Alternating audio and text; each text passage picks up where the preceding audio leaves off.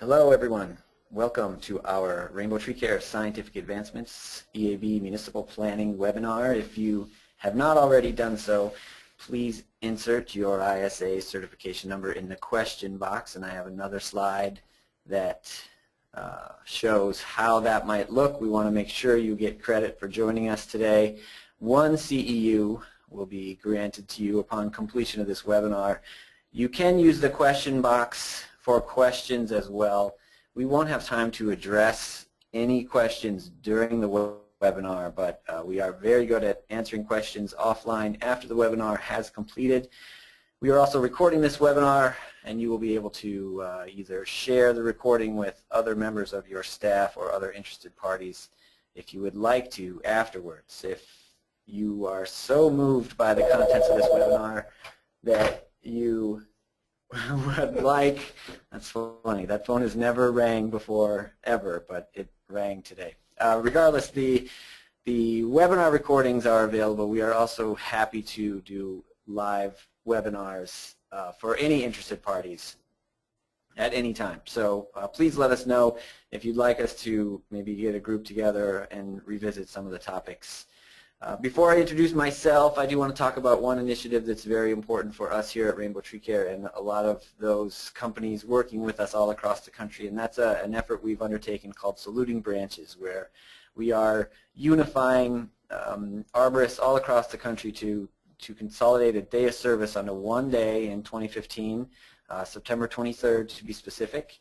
Our mission is to help give maintenance, donate time and maintenance to trees in our cemeteries across the country. 22 cemeteries have been selected, and our goal is to have 1,000 volunteers working all on the same day all across the country. So we are looking for all kinds of volunteers to help in this effort. Climbers, of course, all the ground support staff, plant healthcare technicians who can address some cemetery plant healthcare needs, and parties interested in donating some GIS data collection so that we can start to donate some good maps to these cemeteries so that they can start to plan their future maintenance on a good schedule. Here are the list of the cemeteries. Hopefully there's one near you. All of this is on salutingbranches.org.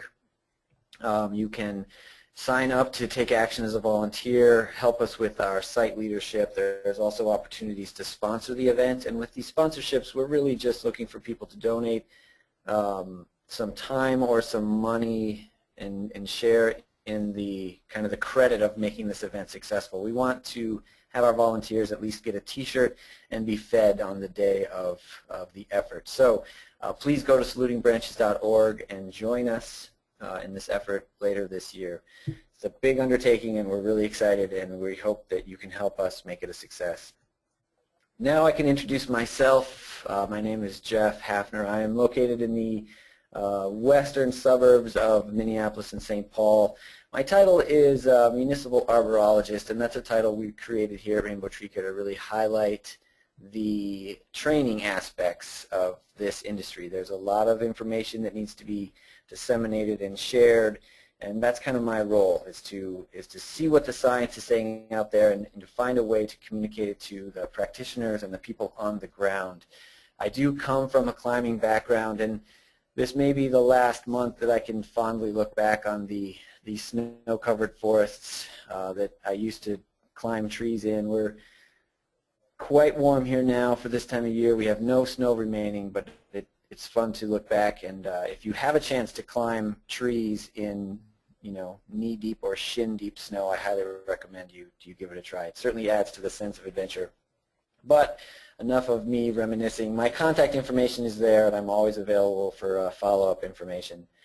A little bit more about the company that I work for. Rainbow Tree Care Scientific Advancements is a branch of Rainbow Tree Care. Now, Rainbow Tree Care was started about 35 years ago as a local tree service company here in St. Paul, Minneapolis. We focused largely at that time on protecting elm trees from Dutch elm disease, which was very prevalent at that time, and there weren't great solutions in the marketplace. So a lot of people were trying a lot of things and hoping that we could stop the disease from spreading.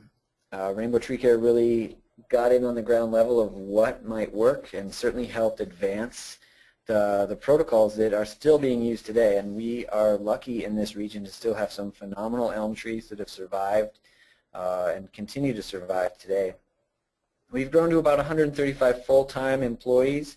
We place a very large importance on our certification and our education.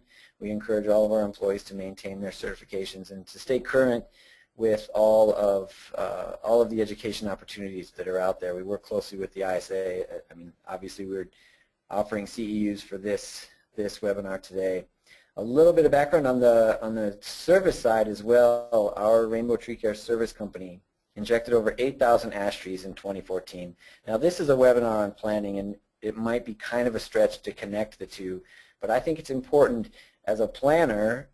It's important that I know that the recommendations I might be making to particular municipalities are actually able to be implemented. And I really draw from the local tree company, the local tree service. I draw from them the experience of what it takes to implement these strategies on the ground, and it gives me good insight on what's able to be accomplished in a timeline that makes sense. So I put that in there just to give you a reference point of what we take on and the scope of our work. As far as a company, we also like to focus on what we're committed to. I think it's easy to get distracted sometimes, and there's a lot of tree issues out there that we could kind of follow and try to work out. We just keep returning to our commitment really is to advance the science of tree health care. And we do that, we think, best by serving our clients' needs and help them meet their goals. So I really look to that when developing plans for municipalities, and you'll see goals be mentioned quite frequently throughout this presentation. But the other components of reaching goals are going to be education and training, but also as a company we're continually developing and improving tree healthcare protocols. Now it's easy to see us or companies like us just as product distribution companies or product development companies. We focus more on what the protocols are. So beyond just what a product might do, what is the protocol around it? When is the best time to institute? What are the steps needed to be taken? What are the cultural aspects that we're also including in management? So all of that stuff gets folded in, and it really drives what we do every day. For this webinar, I just want to kind of lay it out in front of us what we're going to be talking about. You know, it's important to me that everyone leaves with an understanding of the far-reaching impacts of EAB. Now, emerald ash borer has been in this country killing trees for over a decade now, and certainly the news has been out there in lots of different forms, and you can still see headlines popping up every day. And I think it's important that we don't lose sight of what those impacts are going to be. Depending on where we are in the country relative to known infestations, we're all at different stages of dealing with it. So I touch on that briefly and then use that as a springboard to really talk about what are the benefits of planning. If we know we have ash trees and we know EAB is coming, what are the benefits of taking the time to develop a really comprehensive plan? And then in that, what is needed in a successful management strategy? A plan is part of a strategy. And then in the plan, what components really help align all of the stakeholders? Because that's going to be key. Having buy-in from all of the stakeholders, especially the vocal stakeholders in your citizens and the check-writing stakeholders of your elected officials. It's important that they're all on the same page and see that you as a forester or a manager charged with the forest, that you've thought it through and everything's in place. And then at the end, I do want to just briefly introduce an overview of treatment options. This webinar series is 4 parts, and we try to end each part with a teaser of the next part, so in an effort to encourage you to come back and join us again. So really, that leads to me saying, like, okay, well, what do we do for cities? What have we done, and what do we continue to do? And really, I think our best service is to combine the insights from what it takes to get work done in a tree care service and what the national research on EAB management is, and bridging that gap. It's one thing to write a paper based on a model, but then it's another to actually implement the steps that are believed to be the best management practice of that model. And then with that, we also work to connect city forest managers to university scientists. We try to be a conduit for that.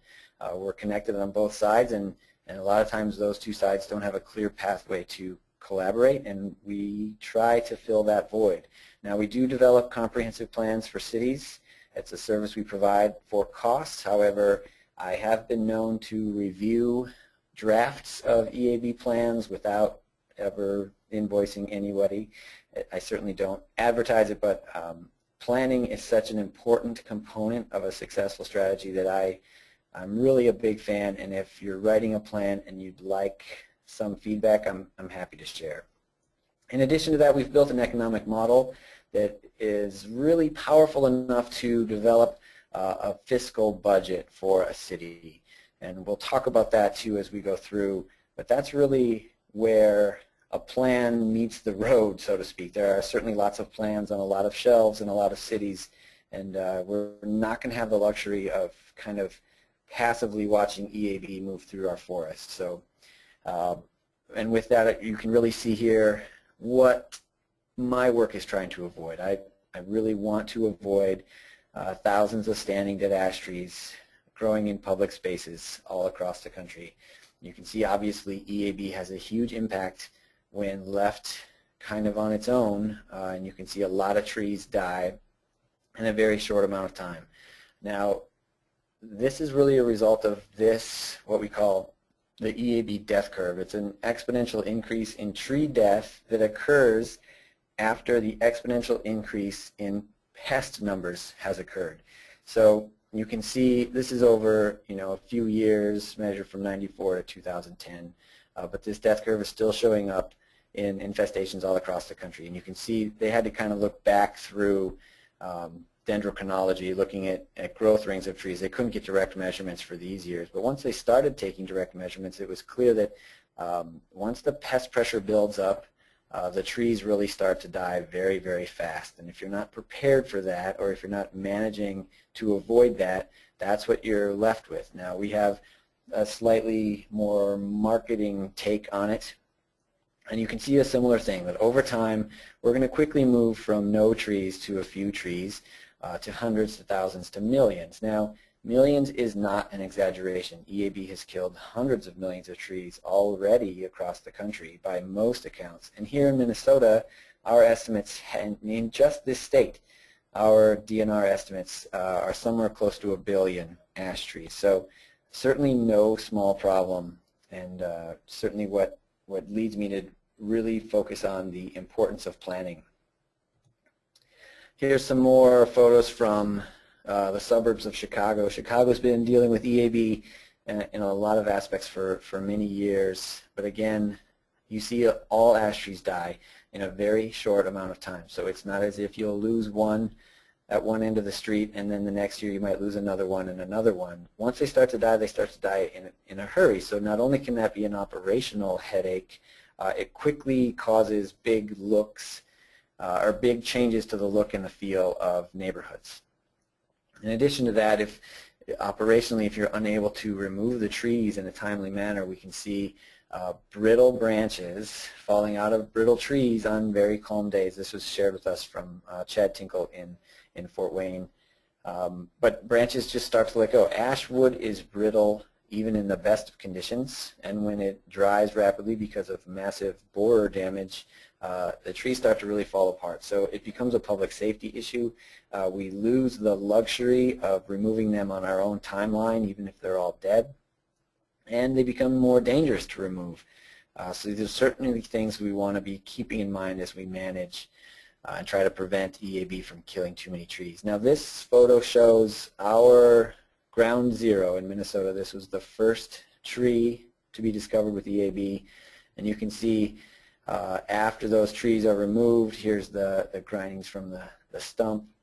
We can see a lot more sunlight now that's reaching this turf, and you start to see that over a wide area of a city. You could start to see increase in water use, where people are trying to maintain plants now in the sun that used to be in the shade. In addition to that, those public trees on boulevards and hanging over streets contribute a lot to our our stormwater runoff by capturing and slowing down the amount of water that hits impervious surfaces, and trees help put more of that water into the soil. Without those trees, more of that water does flow into the storm drain. So when you combine the increase in water use that can be realized plus the increase in stormwater volume, you can start to see it show up on increased utility bills. Now this photo is looking down the street. You can see these ash trees at the time were not known to be infested. They were, of course, infested because they were just a block down.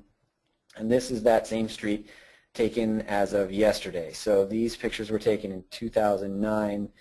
This is now in 2015, and you can see the replacement trees are starting to be established. These are hybrid elms that were replanted, certainly on their way to becoming nice big shade trees again, but certainly not at the point where they can provide the same environmental benefits that the removed trees did.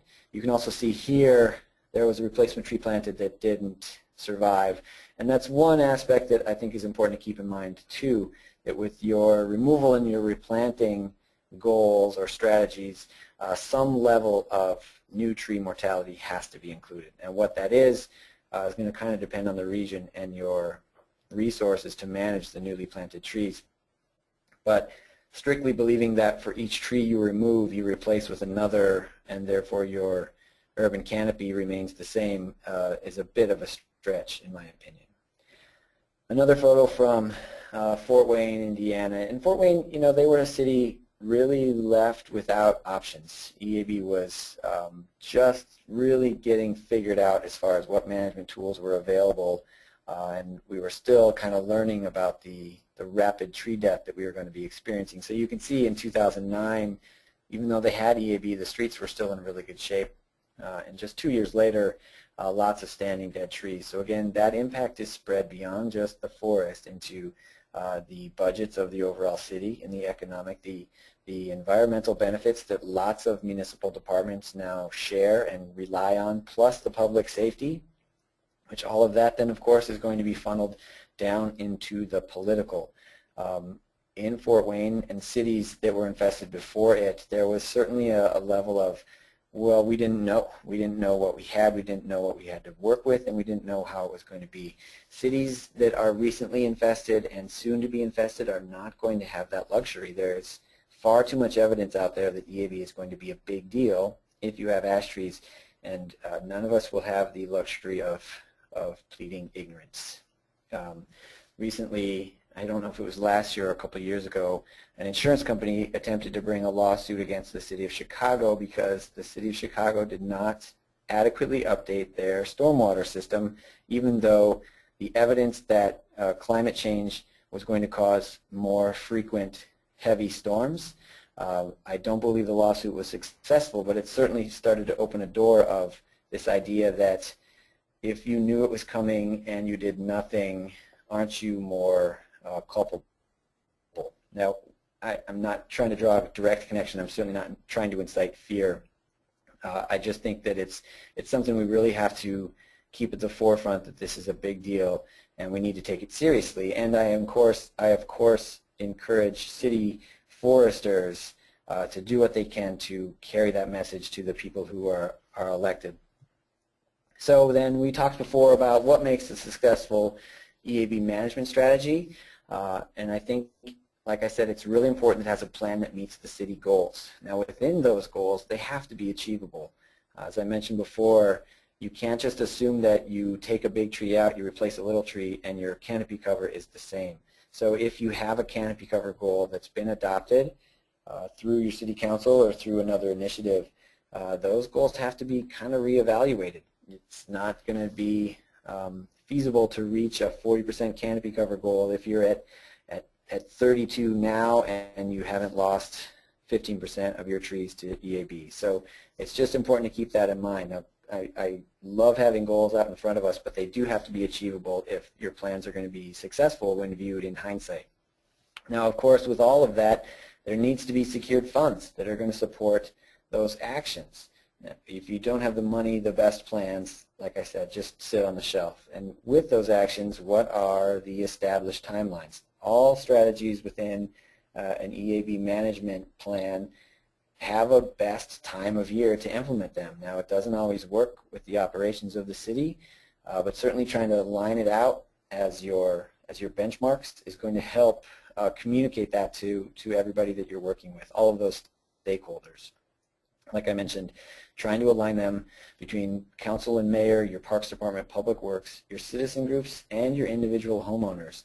Now, the groups toward the bottom of this list are going to be kind of the trailing indicators. Your homeowners can easily be unengaged until the chainsaws show up on their boulevard, and then you can have a much more difficult time in managing that conversation. So as part of the being proactive and creating a plan, it's engaging those citizen groups and those homeowners to be a part of the process, whether they actually have a say in what it's done. At least having them know the information from the start and the basis behind all of it is going to help improve the likelihood of success later on. Now, here are 7 points that I believe make a successful EAB management plan. I'm not going to go through all of these. However, these are the 7 components listed in our model EAB management plan that you may have seen listed when you clicked the registration or when you signed up.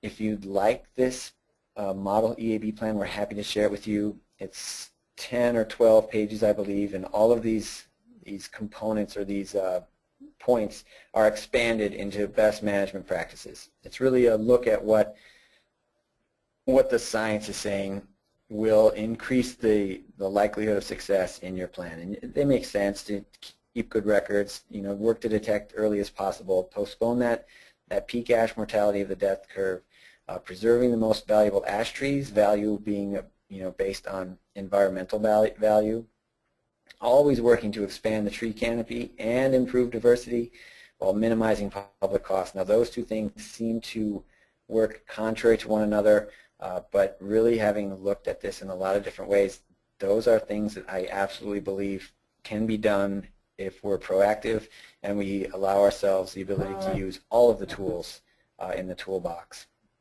And then in addition to that, really enlisting those private ash tree owners to manage their trees consistent with the city's plan. Really the biggest enemy we have in all of this is pest pressure. Pest pressure is what drives that peak ash mortality. It's what makes us run out of time to manage it. And the greater impact we're having on pest pressure across that public-private border, the better we're going to see our plan actually working for us. Now, these are the points that I do want to discuss. These are the components that I believe are the best components to be included in your EAB management plan. Now, if I'm working with the city, I usually propose these all sort of a la carte, so that if 1 or 2 of these don't work for you or your city, you wouldn't have to take them on. They wouldn't have to be components that you focused on. However, I believe that all of this is going to come up in the conversation, so it's important to address it. So I will go through with these. And of course, starting out, it's so very important to have a public tree inventory done. Now, I say inventory or survey. A survey is a less accurate, however, not completely invaluable estimate of how many ash trees you may have. But an accurate count and the measurement of the maintained public ash trees that include size, location, and condition is the basis of a good plan and a good budget. It's really hard to go and ask for money if you don't have good, solid data on why you need that amount of money. So a lot of communities begin with a survey, get some money to complete the inventory, and then begin their plan. However, if EAB is encroaching and you're feeling time is short, you may have to look at what resources you have. And it may even include, kind of mobilizing a volunteer effort. And there are certainly cities across the country that have taken that route and had success. I believe that this work to complete your inventory and survey could also include sampling for EAB. It's depending on the time of year. Right now, here in Minnesota, our ash trees do not have leaves on them. So if we had a group out there measuring and counting trees, they could certainly be spending a minute or 2 each tree looking up into the tops for woodpecker damage, and using that as an indication of where maybe to go focus your efforts later. I also believe that a survey of the private trees is going to be very valuable. Now when we perform these for cities, we use general size classes. We don't get a firm measurement of each tree. We typically break it down into 3 size classes. And this is very useful when municipal decision makers then have to evaluate what their policies are or what their code enforcement is going to be. For instance, if you are a city that wants to actively manage infested private trees and know that there will be staff time involved in the notification and the permit writing that might be required or the follow-up in the enforcement, that's all going to be staff time that needs to be kind of estimated and projected. Now, if you know that you only have 50 private ash trees in your city, then maybe it's not a separate line item in your budget. However, if you know you have 50% of your private trees are ash trees, maybe then it's time to increase the funding for your code enforcement or evaluate the policy to make it less strict. Now, I am a fan of removing infested ash trees if they're not going to be treated, because we need to manage the pest pressure. So if you're a municipality that's taking that seriously, it's going to require staff time to really get out there and to get those notifications done. Now when we're doing our tree inventories and tree surveys, condition is absolutely important, and I frequently say that when I'm doing an inventory, I want a 10-point scale because I feel like there's always something between 2 and 3 and 3 and 4. However, when you get back to managing the data just in pure data form, it's nice to just have a 4-point scale. Now technically this is a 5-point scale because 0 would be dead, but you can see if you just do poor, fair, good, excellent, it's much easier to just split them into low quality and high quality, and I think that's a good place to start separating for your management strategies. And we'll kind of revisit this again as we go through and start looking at budgets. But you can see how low quality might be trees in bad condition or fine condition but poor location, and then on the other side, the high quality, they're going to be great location and excellent condition in a great location. You can kind of see how that breaks up.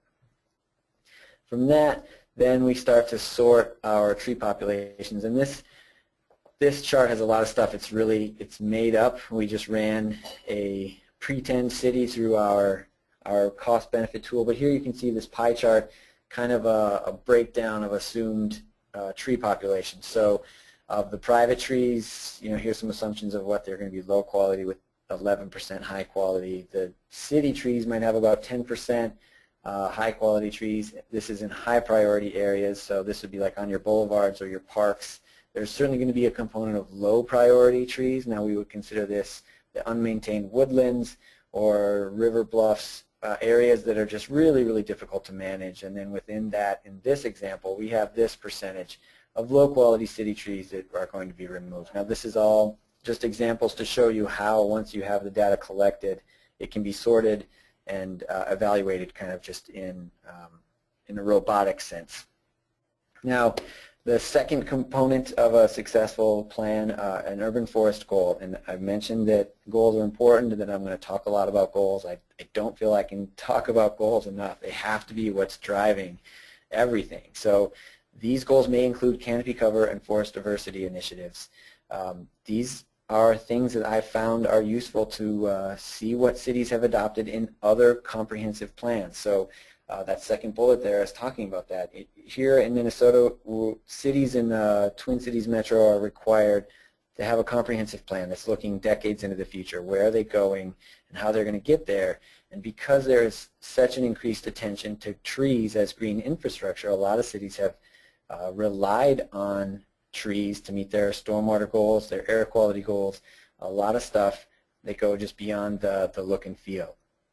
Now, if those canopy cover or forest diversity goals were adopted prior to EAB, and you're a forest manager looking for resources, one place to look would be previously adopted goals. It's a great time to go to the council or mayor and say, we said we were going to do this, now we have EAB, so we either need to change our goal or we need to increase our funding.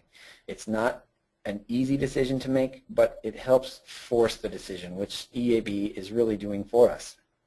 Now, when we talk canopy cover and forest diversity, there's a lot of different ways that this can be evaluated. Canopy cover can be measured in a lot of different ways, and diversity is tricky because on one hand, it seems to make sense that, well, we need to diversify our forests, so we need to get rid of the ash trees. The hard part with that is if you have, for easy math, you have 100 trees and 20 of them are ash trees, and you take those 20 ash trees out, the remaining trees now are actually less diverse. So while your long-term goal might be to increase diversity, it requires some steps in the short term. And I encourage cities to look at how many trees they're expecting to take out and what their annual diversity looks like to kind of make a roadmap to where they're going. And all of this, of course, has to be tracked over time to measure progress, because if you make a big ask for a lot of money, you're certainly open to a lot of questions on how it's going, and I'm all for that, tracking goals and success. The third component, a legacy tree policy. Now this might be not for everyone, but wherever I can look for opportunities to use EAB to change the course of urban forestry, I do, and this is one of them. We use the destruction of a lot of trees to say, okay, there are trees in our community worth preserving, and this could be beyond EAB, and it could be long-term protection, including even protection from development and construction, but really it's just looking at designating criteria that are going to capture extraordinary trees. What do those trees look like, and how do we feel about them? What are we going to do to protect them? Now, strategies for public trees, this makes a lot of sense. This is really outlining your guidelines for treatment or removal, and what are the timing and timelines for each of those actions. Again, having that spelled out beforehand just smooths out the hiccups, if you can smooth out hiccups, but hiccups are going to occur regardless, but outlining all of that beforehand certainly gives everyone involved something to reference. Now, this might include recommendations for trees not targeted for city action, much like I said in those unmaintained wood areas. One of the cities we've worked with had an issue where they had written the plan. The first draft of the plan was written to say homeowners must do the same thing the city's doing on their privately owned trees. The city was not going to manage any trees in their unmaintained wooded areas.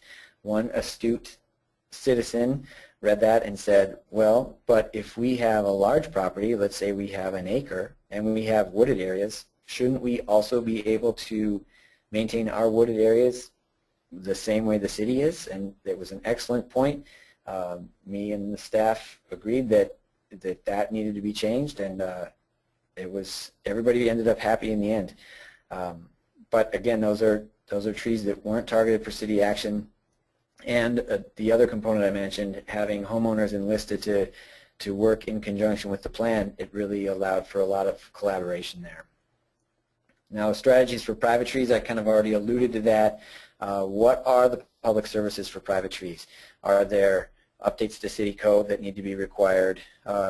Changing your code language to be more general nuisance language. Lots of cities might have something that speaks directly to Dutch elm disease or diseases in general. Emerald ash borer not being a disease, now might be a time to relook at that and take a look at your condemnation policy as well. Like I said, actively managing your infested trees is going to bring down your pest population, which is going to buy you little bits of time and the more you take that on. And always, we need to be looking at where do we balance the public safety concerns of falling dead ash trees with the concerns of governmental overreach. I know that line between public and private can be very, very sacred in some communities, but this certainly has a public safety issue when it comes to letting backyard ash trees die and start to fall apart over neighboring houses, and it's something that the more proactive you are in figuring that out and what you want to do, the smoother it's going to be, although it's always tricky. So here you can see an example of this would be public tree policies This is looking at the tree removal populations of the city trees, and I just kind of spelled this out, like, again, to highlight what our model is able to do. We can look at the low-quality ash trees, and in this particular generic plan, it would be to remove these low-quality ash trees over 5 years, and you can see the costs increase over time as the trees get bigger. So again, it's just an example of what those strategies might look like in your budget. In addition to that, then, the strategies for tree debris disposal. This is a very important component because you're going to have a lot of it. If you have ash trees at all, you're going to have debris to dispose of, and it's probably going to be an increase of your normal annual debris that's accumulated throughout a city. So where is that debris going to be staged? And, you know, some good follow-up questions. Is it going to be shared with the private sector as well, including contractors? Now, at first glance, that seems like a bad idea. Why would a city want to take on the liability and the costs of managing all of this debris when contractors are working in the city and basically getting to dump for little or no costs? Homeowners as well, bringing in everything. It seems like it could be just a lot of headache. The flip side of that, I would say, is that one big component of EAB and its spread across the country is that humans just move it around far too much. And if you're the first community in your region to be confirmed with EAB, the more you can do to help keep that debris within that quarantined area, even on a real small scale, the better off everyone's going to be. And as we keep the pest pressure down, even at our neighbors, we increase the likelihood of our own success. So I would encourage cities to at least take a look at this. I know it can get messy and certainly can get expensive, but long-term, again, keeping the material from being spread around the region is in everyone's interest. But there are, of course, always going to be quarantine regulations, and we all need to do what we can to follow those. Also, if you have a lot of time before you feel like EAB is really doing a lot of damage, lining up any uses for that wood other than mulch, now's a great time to really look at what's out there, trying to build some market for wood use in milling or any other use that doesn't just mean wood chips. Now, everyone needs more wood chips, but there are other good uses for the wood as well. The seventh component, tree replacement policy. This is really important, of course, because we're looking at, as we lose ash trees, what are we doing? And a lot of times, just in its simplest form, this is a replacement ratio of the public trees that go out. But what's the timing and timeline? Again, how soon can people who lose boulevard trees expect replacement trees? And this can be kind of a sliding scale. Early on in the infestation, you might have a lot of time and able to quickly get replacement trees in the ground. Now, as your annual removal numbers go up, that might be harder to accomplish. But again, outlining those steps and kind of giving everybody something to kind of follow as far as the timeline is going to be helpful. Again, are there incentives for homeowners to participate? You know, is there incentives to have homeowners protect boulevard trees to reduce maintenance costs for the city? Those benefits of public trees are certainly being shared with private property owners, so there's, you know, room to make that case, in my opinion. But exploring all of that now is certainly going to make it easier. And some of these components are questions that certainly could take months to get good answers to, because there's a lot of stakeholders and a lot of opinions. So again, being proactive is really, really critical. Number 8, the public education and communication. And I've touched on this throughout all of these other components. And this is really where it comes down to, what are the strategies to deliver this information? What are the information tools currently being used by the municipality? Are there new methods that are needed? What details of the plan are you going to share? And I think the most important ones are, what are the criteria for treatments and what are the criteria for removal, so that homeowners can read on your website or in your mailers how you're making your decisions, so that homeowners can see what is in the future for their tree, and then they can take action either to support that or to, you know, help contribute to giving more options to the municipality. And then certainly that timeline again. When is all this going to take place? Now, I work with a lot of cities all across the country, and this component comes up a lot. The homeowners that are, rapidly swung into advocate mode late in the game, and when there's fewer options available, and certainly less flexibility in what is going to take place. So I really stress getting out in front of that as much as you can. 9 is, of course, the big one. What is all this going to cost? What's the budget projection for the length of the plan? And what is the cost-benefit comparison for differing strategies? These are going to be 2 questions that managers are asked frequently. How much is it going to cost, and what would the alternative cost? EAB is going to cost everyone money no matter what. There's just no way around that. If you have ash trees, you're going to have costs. So it's important that we can compare different strategies to make our decisions. Now, when we start to talk about cost, I like to look at some of the most recent cost research, and I know this isn't super new, but you can see that by 2011, EAB was already the most destructive and economically costly forest insect ever to invade the U.S. And when we look at this, we look at not only where these costs are being really attributed, they're our city government and the people that live there. Now, of course, there are some timber implications on private land, but you can see when we look at the next 2 most costly pests that they don't even come close when you combine them. And this is 2011. It's only getting more expensive. So certainly evaluating your costs is an important component. And in order to do this, there are planning tools available to all of us to help us predict our spending.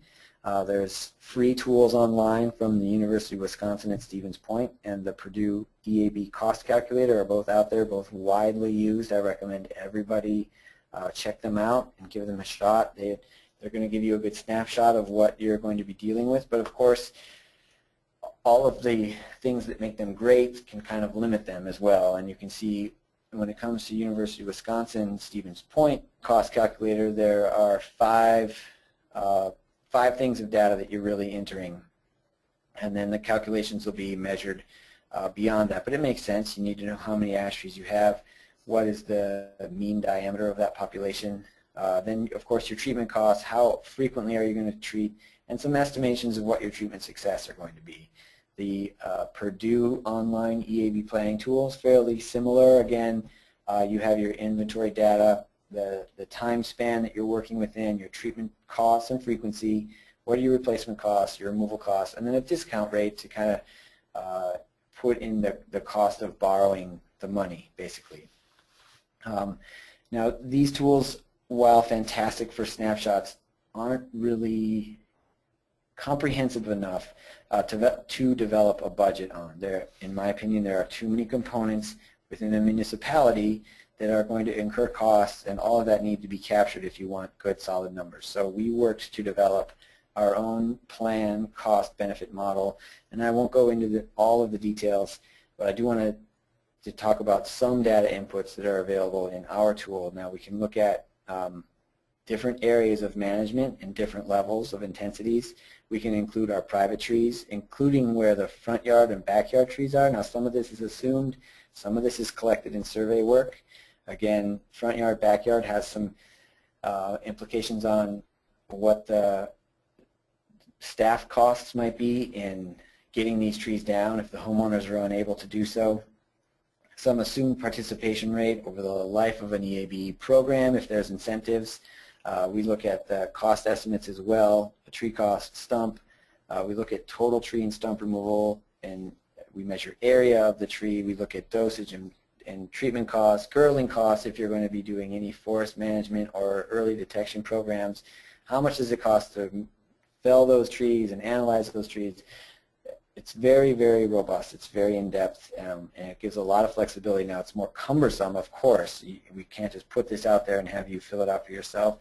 We would encourage you to work with us if you're interested in seeing the results. But at the end, you really have a solid budget you're able to take to council and say, with our current strategy, this is how much we think it's going to cost. And then you can make changes as you get pushback or more inputs on what could be included. So when we use this tool, like I said, it's important to kind of measure 2 scenarios, and we kind of look at the at the extreme. So what we call on one side is the base case, and that's the removal of all public ash trees, and we maybe just replace those high quality ones. In an interest to keep plan costs down, maybe we don't replace every single tree. We only replace the ones that are providing the most value. And we compare that with what we call an ash tree preservation plan.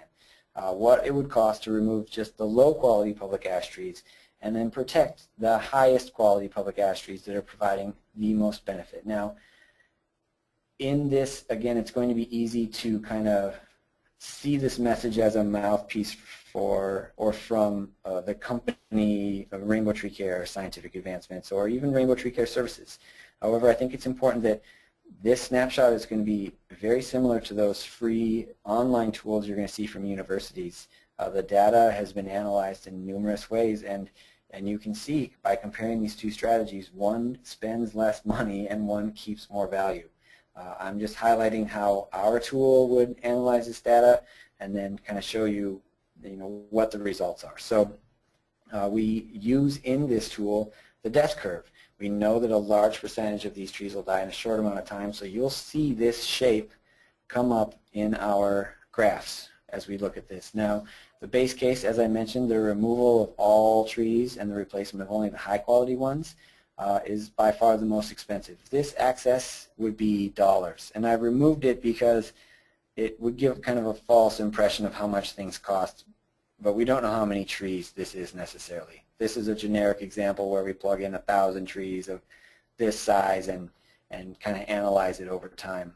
Now, this base case without replacement trees shows you just what the cost of taking these trees down, and the difference of these two lines is the cost of replanting. And you can see replanting is a big component of these plan costs.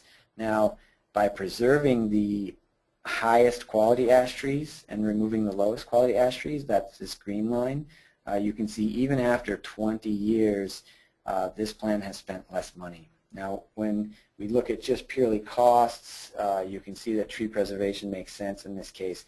When we look at the cumulative tree value for an example city, so again, looking at the environmental benefits of these trees, we can see this dotted blue line would be if no EAB attacked this generic forest that we built in this model. But by preserving the highest quality ash trees that are providing the most benefit, we can stay fairly close to that. Again, this plan, this green line, removes the lowest quality trees. They're not providing that same benefit, so they come out of the equation, and we put our money into preserving the most benefit. So that base case, yeah, we remove some trees and it does start to creep back up, but after 20 years, that replacement forest is still not near the benefit provider that the removed forest was. So again, I know that the message can get construed with an agenda, but I'm really looking at just what the data is saying. This is from Dan Herms at Ohio State University. He said this a while ago, changing that death curve, the hypothetical ash mortality trajectory manipulated by treatments, how we could do nothing. We'd stabilize mortality, we could delay the mortality or prevent it altogether. So a lot of the university experts out there are leaning more and more on treatments to just provide more options, but of course we have to be proactive because as the death curve goes up, our management options go down. Now, I do want to transition to talking a little bit more about the treatment aspects of management. I'm going to move through it fairly fast. This is a teaser for our next webinar, but I at least want to show you that, like I said, the science is in and that strategies with insecticide treatments are superior to just preemptive removal because of the benefits and the reduced cost. So we can spend less and we can keep more. And I'm an arborist, I'm a tree preservationist. I can't overlook the fact that we cannot just take away all of our large canopy trees and replace them with small ones. But as we are looking to protect, it's important that we only protect with products that are proven to be effective. This document can be found at this URL. This is the multi-state fact sheet. These are universities that have really vetted our treatment protocols, and when I say our, I mean the industry. The industry's treatment protocols and really determined that it's these active ingredients for professionals that are going to be the most effective. So it's imidacloprid, emamectin benzoate, and dinotefuran. And you can see that if we're looking at treating, we want a certain amount of canopy intact or less than 30% of the decline.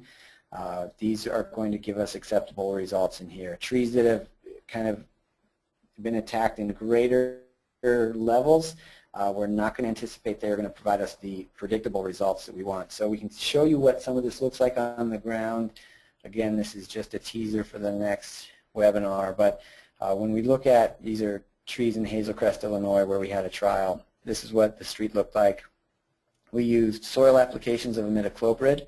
We used, you can see that they're being applied up near the base of the trunk where the fibrous root mats are. We used bark sprays of dinotefuran, and we used trunk injection of emamectin benzoate. So these are the most widely used tree protective measures taken to protect against EAB. And you can see kind of how those results stack up. Now this dotted line here are the untreated trees dying, again in that predictable death curve line, and these are the different treatment options. And when we take just quick snapshots of the years, we look in 2012, we're hoping to keep all of our tree damage below this 30% canopy decline mark.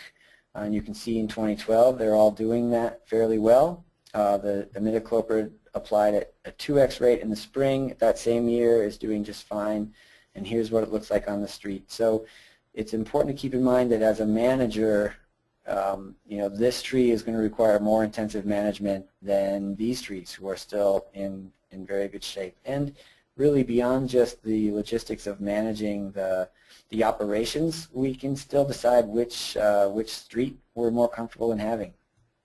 Now by 2014 during the study, you can start to see all of that pest pressure really starting to pile up on these treatments. Now this is more damage than you would see typically if you began treating more proactively. We began this treatment fairly late in the infested area, so we wouldn't anticipate a strong proactive management plan to see the canopy decline this high. However, and here's the imidacloprid again at 2x rate. When you see these trees on the street in 2014 again, although these might be exceeding that canopy threshold that we anticipate, these untreated trees are still in far worse shape. So if you're new to an infestation and you still have the options to decide, I think it's important to keep in mind that we know the treatments work.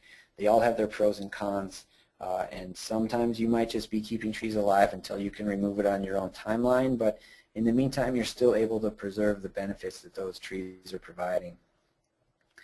And we talked before about how in some cases municipalities just can't get the trees down, and it seems like maybe it's an older story and maybe we've moved beyond this, but here's a snapshot from just last summer.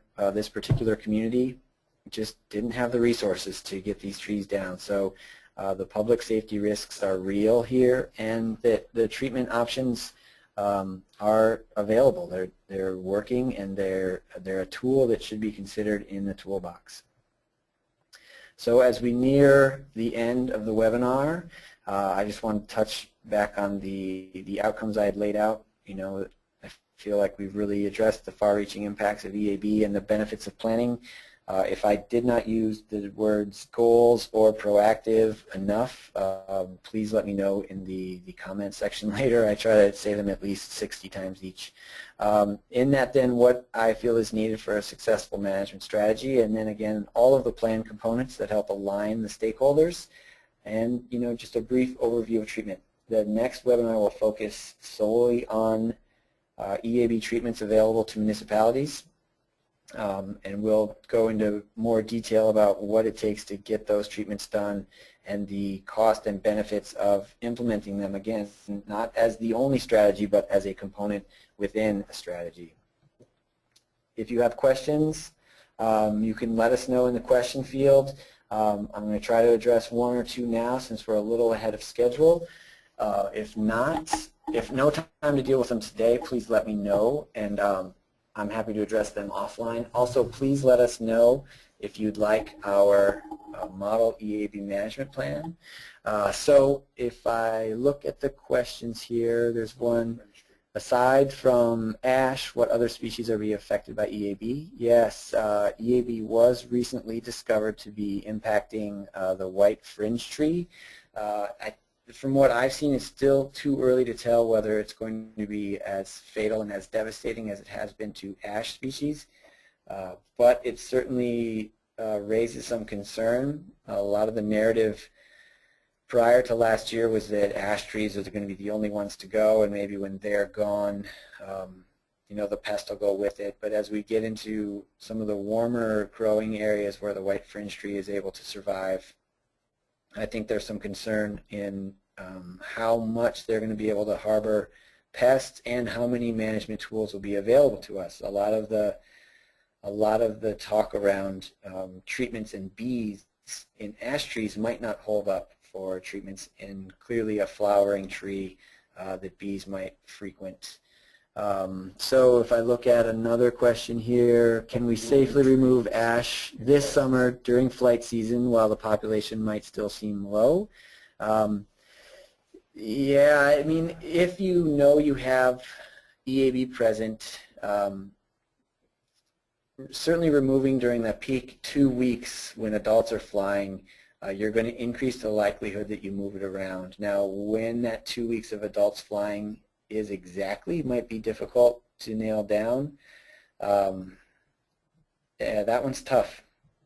Here in Minnesota, we toyed with a strict restriction on when ash trees could be removed, but it didn't last very long. I don't know if there were pushback from the commercial industry or what. I mean, it's certainly, you know, it's certainly a best management practice. It's recommended, but the adults are really only out for that short 2 week time frame. So I would try to avoid that, try to nail it down, whether you track your growing degree days or you look in traps for adults, although that might not be super accurate.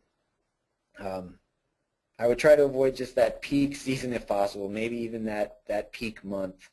But I understand just the logistics of getting trees down makes it tough, and not knowing exactly what your pest pressure is also makes it difficult.